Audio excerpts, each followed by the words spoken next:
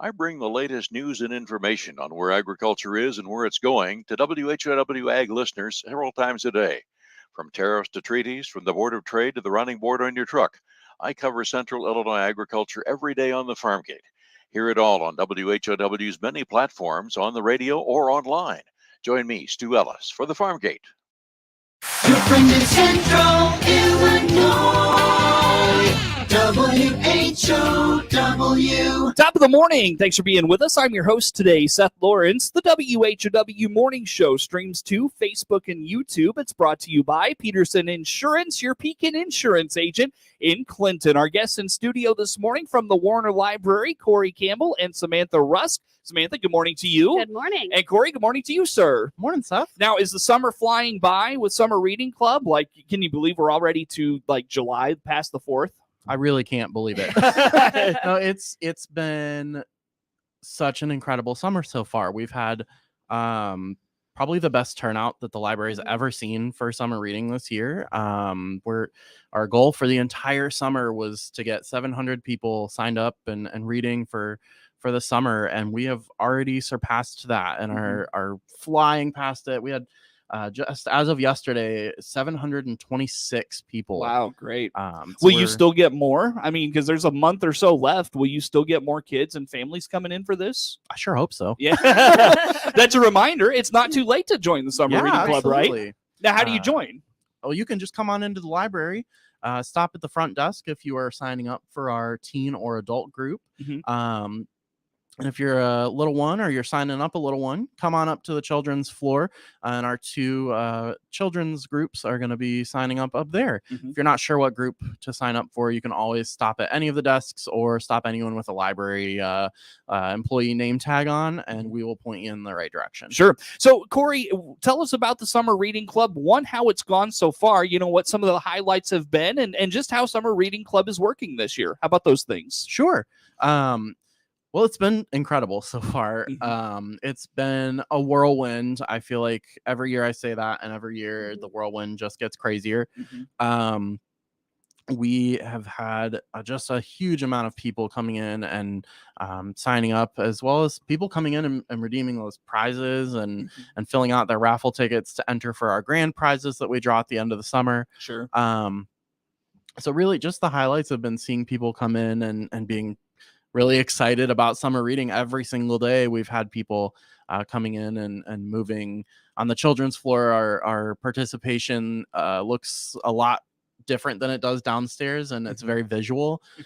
So people move markers across the board throughout the summer to show how much progress they've made, and seeing so many of them having moved across the board. And even in our finisher spot, we've had people really excited to come in and show off kind of how much reading they've done. Yeah. So are the increments, are they minutes? Are they books? How do you break down, those, that progress, I guess? It depends on which reading group you're in. Okay. So we have two groups for kiddos. The first one is our youngest reading group. So those are our readers who are not independently reading yet. Or some of our just getting started independent readers find that this one's better for them. And that is tracking for every book. So every time you read a book, you'll fill a circle out on your reading log. And then as you complete those rows, you can come in for prizes. The older groups both work exactly the same, just with the difference of what their goal is. So for that middle group, those are our independently reading kiddos. Their goal is 30 minutes of reading to fill in one of those circles on each of their rows. And for our teen and adult group, it's an hour of reading. Gotcha. Very good. So when it comes to, Corey, just so far this year, speak to, programs, what the kids have been doing when they're at the library. What have you been able to kind of host for the kids this summer? Sure. We've had a ton of programs so far this summer. I think when I was planning my summer, I decided to run myself ragged, but it's totally been worth it. We've had some really fun programs. We made instruments. So we made harmonicas out of different craft supplies, and they don't really sound like harmonicas, but they're noisy and fun, and kids seem to love that. we've had, oh man, everything is just blurring together for me. We've had a lot of really great story times, which is when we see our busiest mornings upstairs, is when we have our story times on Wednesdays and Friday mornings. If you want to join, come on in at 10 o'clock on Wednesdays or Fridays, and we'd be more than happy to have you. So we see a lot of families and really young kids coming in and finding and developing a love for the library as they're coming in for story time. Sure. Is the summer reading club and the things that happen around it? Is that why you got into library programming and things of that nature, Corey? I don't know that it's exactly why. I think I just really enjoy working with kids, and I stumbled into libraries and I'm just still here. Yeah. But it certainly is one of my favorite times of year. It's the busiest time of year, but it's one of my favorites because of all those wonderful things, like seeing the families come in, and we get a lot of people coming in and during the summer that don't join us any other time of year. So it's really fun to see some of those kiddos and see how much they grow over the course of the few months where they aren't able to come into the library otherwise. For sure. Yeah, for sure. Again, that's Corey Campbell. He's a children's librarian with the Warner Library here in Clinton. So what's to come here yet still, Corey, this summer? What do you have on tap for the kids? Sure. Well, we've got lots of fun stuff. We've got a program actually coming up tonight where we're going to make that classic, the string phone, so a cup on either end with a phone. Going to learn all about sound waves and how sound travels. So if you want to come to that, go ahead and give us a call.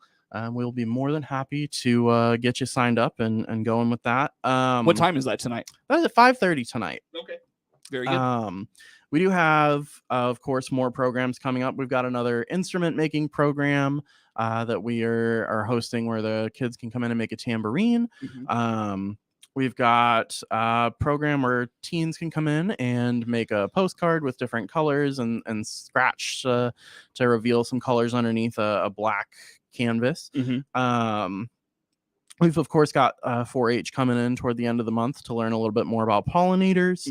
But something I'm really excited about and that I think is going to be a lot of fun is we have our summer reading celebration coming. That is our biggest program that we run, at least on the children's floor every year. I can't speak to the rest of the library, but it is definitely one of the biggest, if not our biggest, program that we run. We have a performer coming. His name is Dino Odell, and he's awesome. He's going to bring music and stories and has put together a program specifically for this year's summer reading theme of Find Your Voice.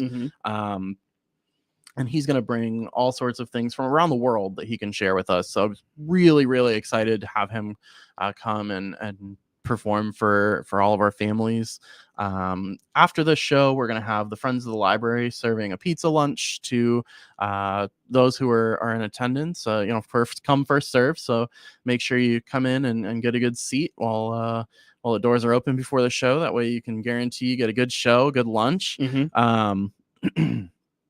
And we really love celebrating the end of summer and all of the wonderful things that are coming. Sure. Now, when is the celebration? It is on July 22nd. So that is a Saturday. And the show is going to begin at 10:30 that morning. Doors open about a half hour before that at 10 o'clock. And then lunch will be served following the ending of the show. So very good. We'll probably be finishing up right around noon or shortly thereafter. Now, is that when the program ends? Like the 22nd, is that when the program ends? No, you can still continue reading and filling out your prizes. We run all the way through the last day of July. All right, very good. So still after that, still time to participate and be a part of those. Anything else, Corey, that you want to mention? I want to make sure I get to Sam and the adult side of the reading club, but anything I didn't get to with you want to make sure we know about this morning? Oh, well, I did want to just mention we did get some grant funding for new seating for the children's floor. That was from the Youth Engaged in Philanthropy and the Illinois Prairie Community Foundation. So we want to give a big thank you to them because families have really been coming in and the kids especially been loving the new seating on the children's floor. We've loved seeing how dynamic they've played with it. It's very mobile and easy to maneuver.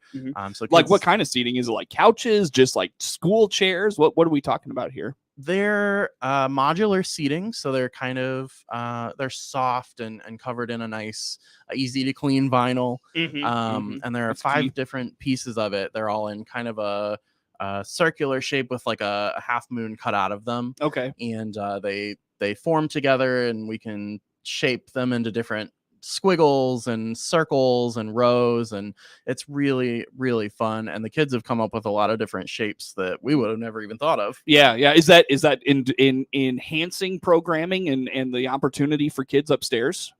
I don't know how much it's interacting with programming, but Okay. it certainly is enhancing the time spent in the library for those families. Yeah, I'll have to check that out. That sounds pretty cool. We're Awesome. really excited about it. I'll bet. That's awesome. That's good stuff. Very good. So, Samantha, let's wrap up this segment with you, adult side of the reading club. How's that going? It's been great. I think, what was it? Maybe a couple of years ago or so, we've always had summer reading available for teens and adults.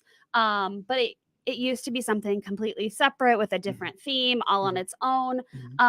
So was it 2021 really where we integrated everything together? So that way families, when they sign up, they're signing up together. They know exactly what's going on. It's easy to understand. And it just makes it for a cohesive program throughout the library. Sure. So I echo everything Corey has said for this summer. It has been fantastic. We're seeing, of course, parents and grandparents and aunts and uncles of the kiddos who are reading, but also you don't have to have a kid or a young person attached to you to come in and join the summer reading at the library. So it's really exciting. What do you guys attribute to the record numbers to? I mean, is it, I guess, Corey, what do you think? Why do you think there's been record turnout this year? Sure. Well, I don't want to toot my own horn too much, but I think myself and I know a lot of our staff have really gotten into a really good groove of promoting it beforehand. So I make a circuit through all of the Clinton schools with the exception of the high school because it's incredibly challenging to schedule that.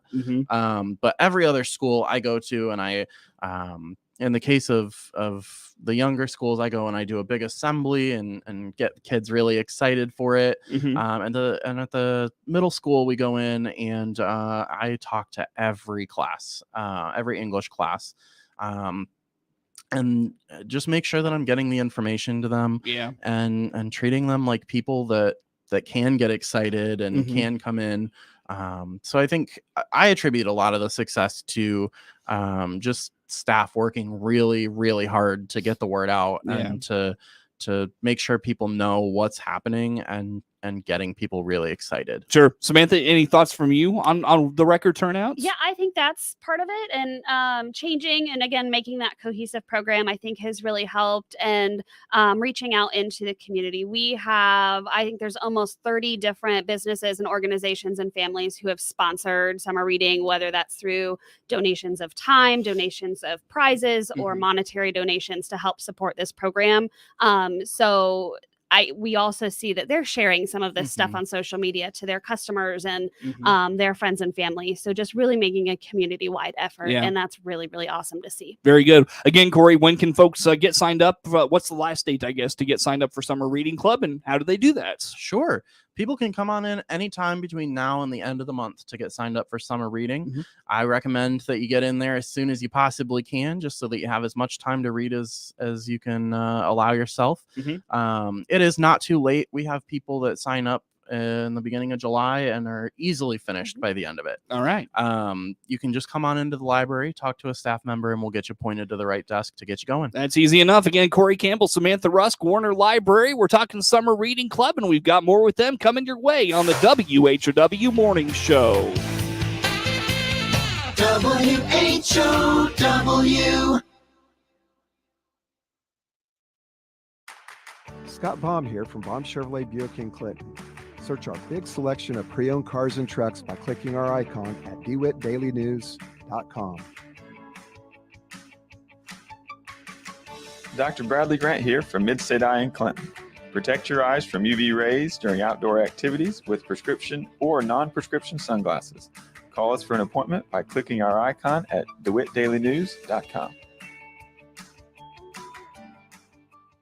Thank you for listening to this Miller Media Group radio station. We appreciate you making the choice to tune in to us. We want to remind you of some things to keep the attorneys happy. Our stations allow one winner per household in a 30-day period. Cash prizes are mailed to our winners within 30 days of winning. And as you've probably already guessed, portions of today's programming on this Miller Media Group radio station were pre-recorded and are mechanically or digitally reproduced. There. Now we've made the attorneys happy. Thanks again for listening to this Miller Media Group station.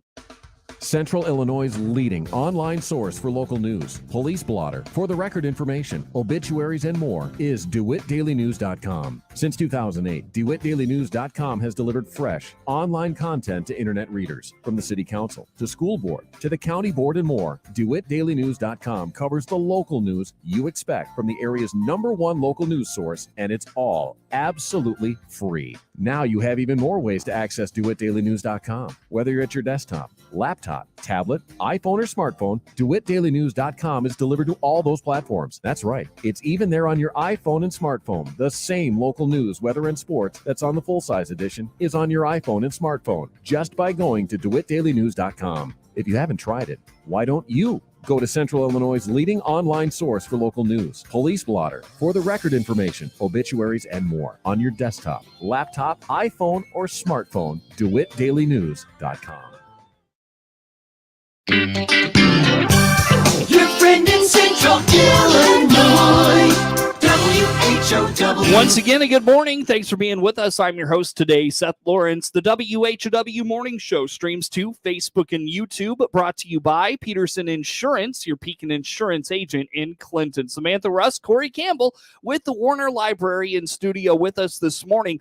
Samantha, some exciting things going on at the library. The garden table is back. What's the garden table? It is back. We are so excited. It's one of my favorite days of the year. So the garden table is something we started, I want to say, in 2018, 2019. So it's been a couple of years now. It is, and we just set it up this morning. So if you're walking into the library, you will see it there this morning. It is a table that is out for our local gardeners to share surplus fruits and vegetables and flowers that they may have from their gardens. I know in my garden at home right now, and the reason why we've got it open is I have zucchini that I don't know what to do with already, and it's only just beginning. Right. So it's just a great way to share with the community, especially if you have stuff that's going to go to waste. So that's the whole idea. It's a leave what you have and then take what you can use. It's right there, right in front of the main desk at the library. It's all completely free. Help yourself again if just take, of course, what you can use and leave some for others if possible. But throughout the summer, we will see tomatoes and cucumbers and zucchini.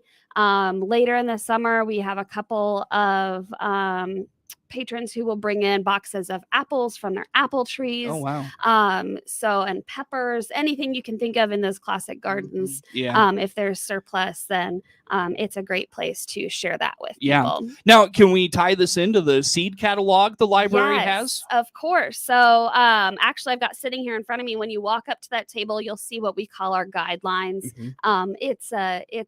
There's no real rules with it per se, but you're not going to be banned from the library or anything crazy. But the number one thing on it is start your own garden. And a great way to start your own garden, of course, is with the seed library. So that's that reminder that we have an old card catalog filled with packets of seeds, anything you can imagine. We're also really excited. There's some more new seeds coming soon. Grimsley's Flowers donated a giant tote of new seeds to the library for the seed library. So we want to say thank you to them as well. Fantastic. But of course, grow that garden with those seeds and then drop off what you have that's extra that you can't use at home with your family and share it with the community. Sure. Probably a little past, the ability to do that, but it, doesn't hurt to talk about it and obviously keep that in mind for next spring when gardening comes back around. So very good. Anything on the garden table, the seed library, anything we missed there, Samantha, you want to put out there?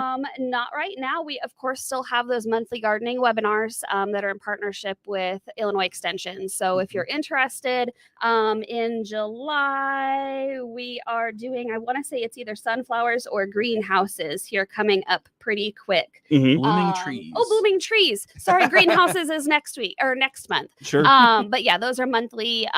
Check that schedule out for all of Now, that what's that information. about? It is a monthly webinar. We host it. You can watch it from home, or you can come into the library and watch it with us as a group. And they are from horticulture experts in Illinois. So it's through Illinois Extension, so the University of Illinois. Gotcha. You know, it's real good information there. Yeah, so. for sure. Very good. So keep that in mind as well. Great stuff there, Samantha. Anything else on that trio of programs? No, yeah, the garden stuff. We love all of the garden stuff. Yeah. But, just come in and check it out. Feels like it just kind of spills one thing right into another. It really with does. That it's really topic. cool to see that kind of trickle down effect when it comes with that. And that speaks to the way the library kind of meets the community where they're at. And it's more than just, books and games and that sort of thing. There's a lot of resources at the library for sure. Yes, definitely. Yeah, we're always trying to find something new, new programs, new services that we can offer and meet the needs of the community that we have. Easy enough. Samantha, about a minute left here. Tell us, I know you all were in Chicago recently for a special conference. How about this? Yeah, we went to the ALA conference, which is the American Library Association.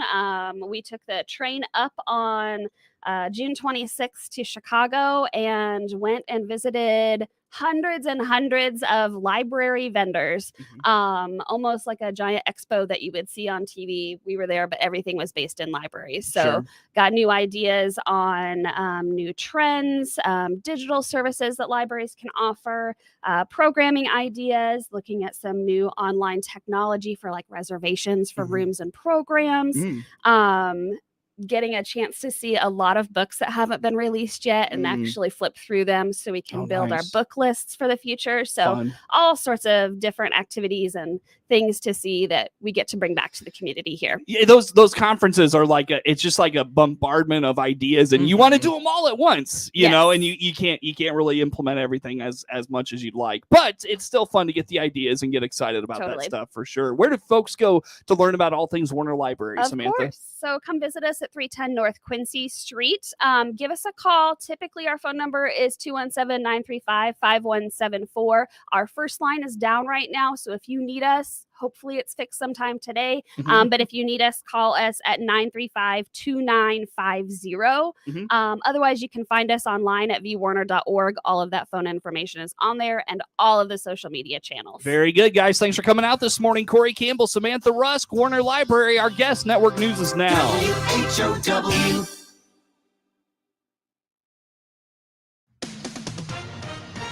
With SRN News, I'm Rich Thomason, saying the American people deserve to know how